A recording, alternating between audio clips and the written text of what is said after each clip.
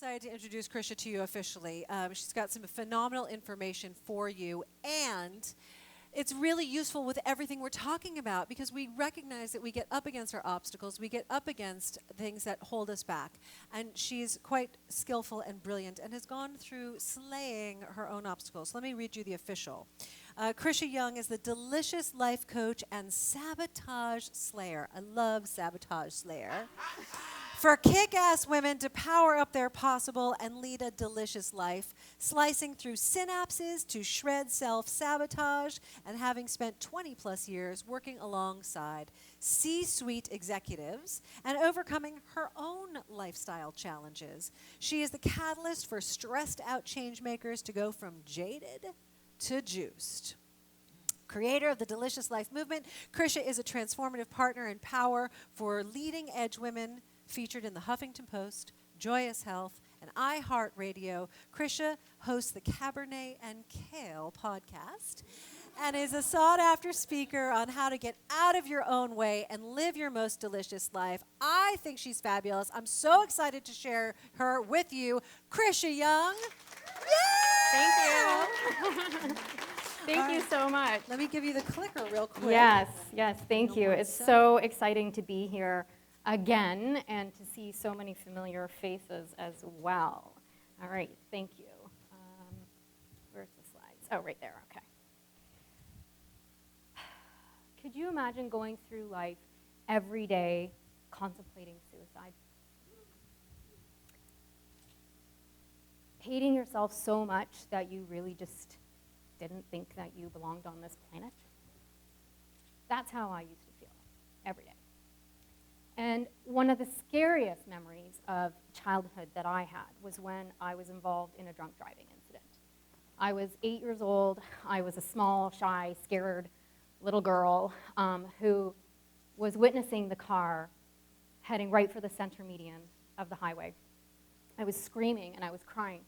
My little sister was in the back seat and she was screaming and crying, and I reached out for the steering wheel just in time for my mom to veer us off the highway and somehow into safety.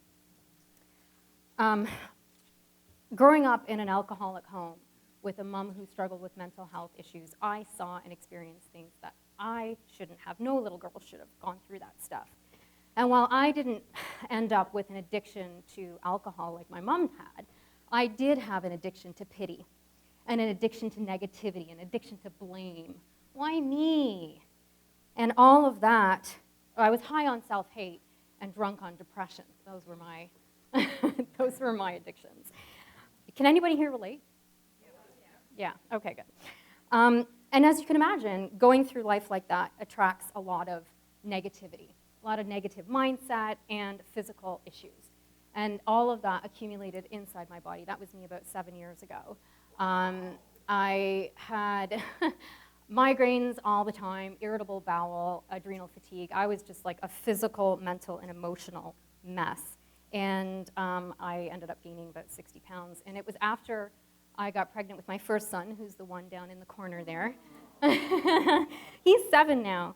I made a decision that I was going to end this level of intoxication in my life. I was here for a reason. I did not die in that car that day or in some other way because I was here for something. And that wasn't the mom, that picture that you saw before, that was not the mom who I wanted to be, right? I'm grateful for the experiences because all of that has brought me here right now on the stage talking to you. And so I'm extremely grateful.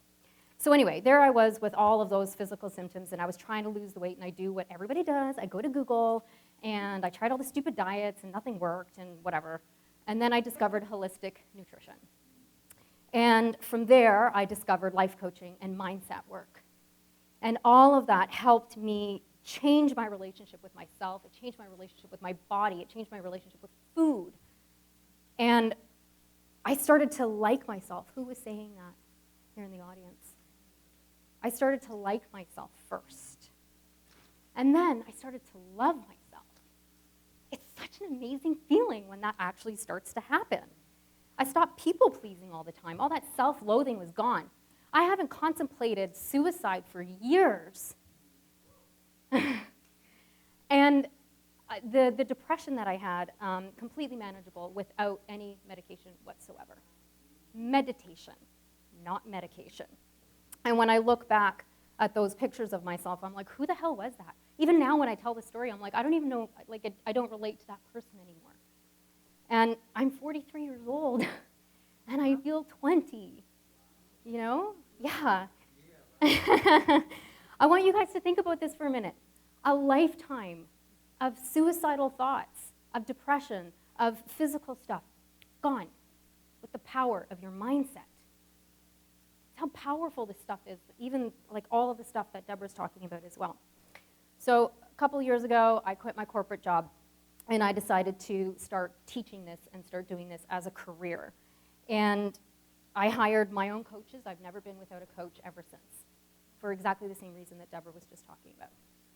And I immersed myself in this world for the last 7 years, and it's been amazing. I'm now like totally immersed into law of attraction and manifesting and all that kind of fun stuff. Sisterhood.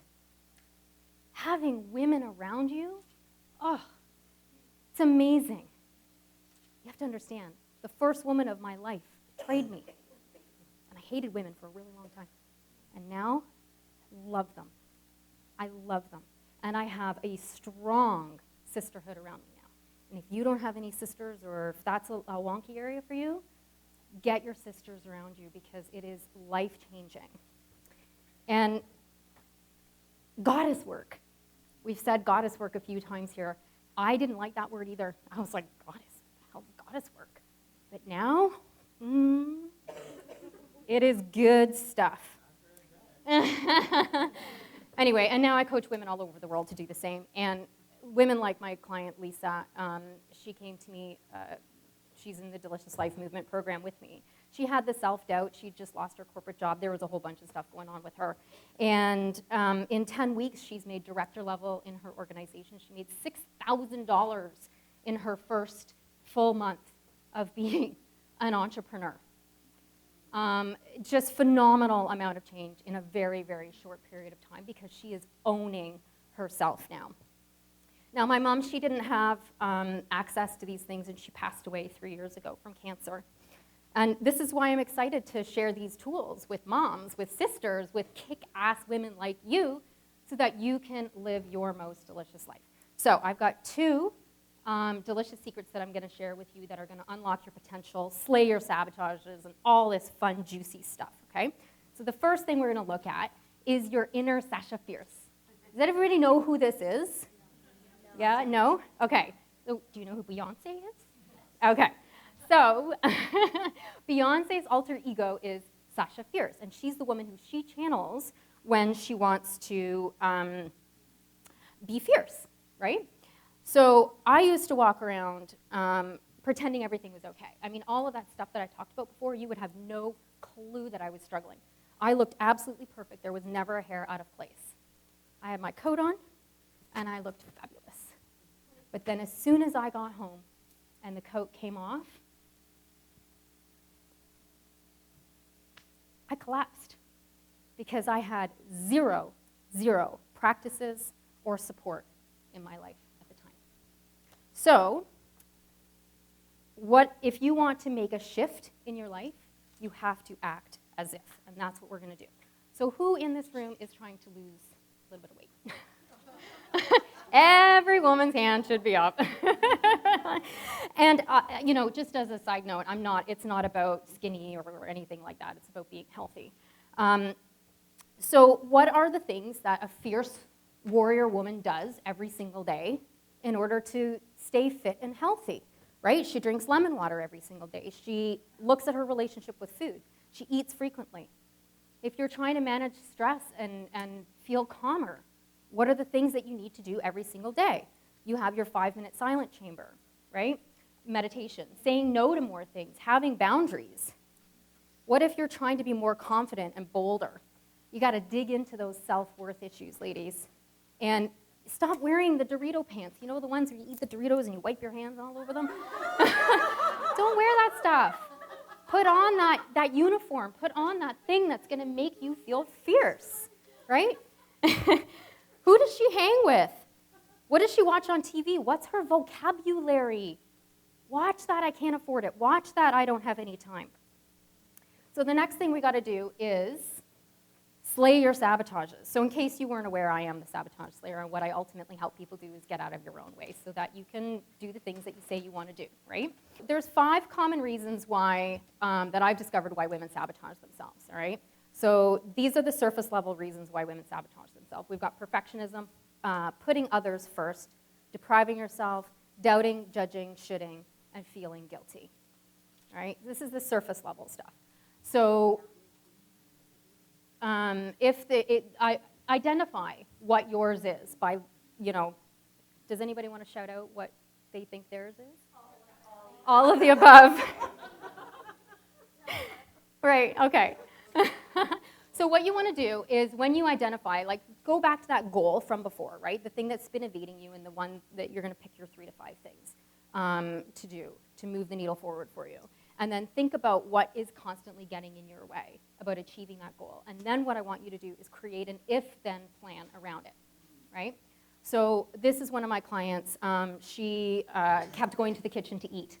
So food is her sabotage. And so she created an if-then plan. So she said if she finds herself wandering to the fridge or kitchen to find something to nibble on, she will then get a glass of water instead, okay? So that's what I want you guys to do. So you can get all of this information in the ebook. So I'm going to keep going in the interest of time. So my passion is empowering women like you to live this most turned on, delicious life. That's my son, my other son.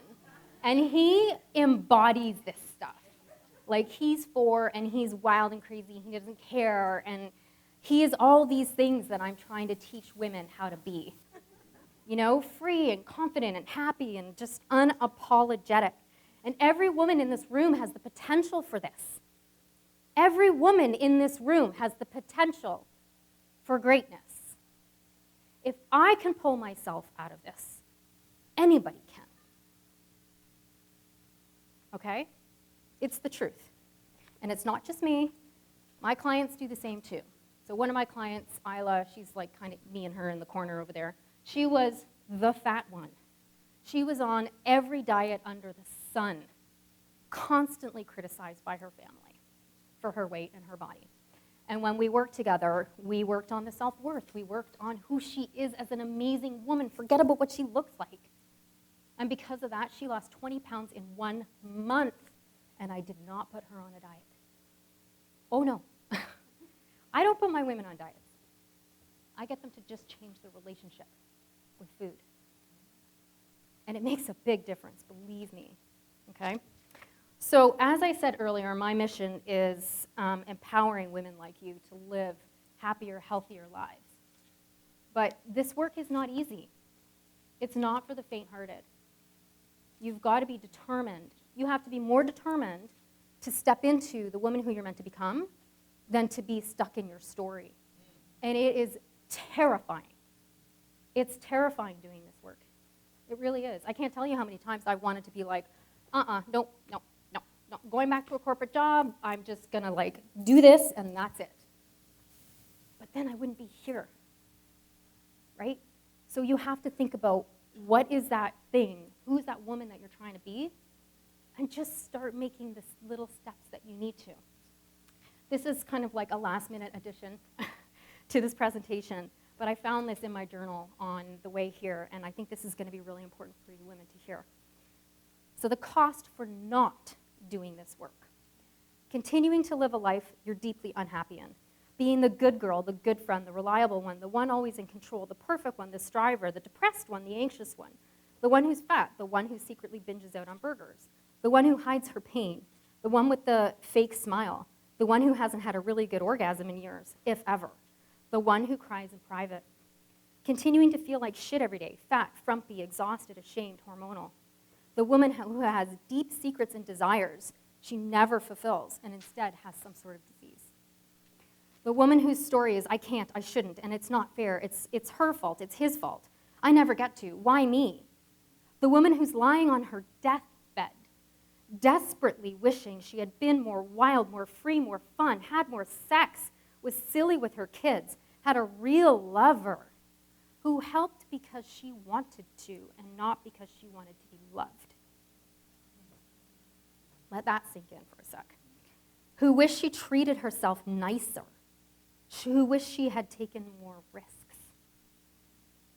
The cost is surface-level friendships, jobs you hate, playing a role, sucking it up, being quiet, and instead eating, drinking, smoking pot, fucking around, because it's the only way you can feel remotely alive and escape from the frustration and trap you've made for yourself. It's a lifetime of self-flagellation, of broken promises, of mediocrity. It's the total opposite of delicious.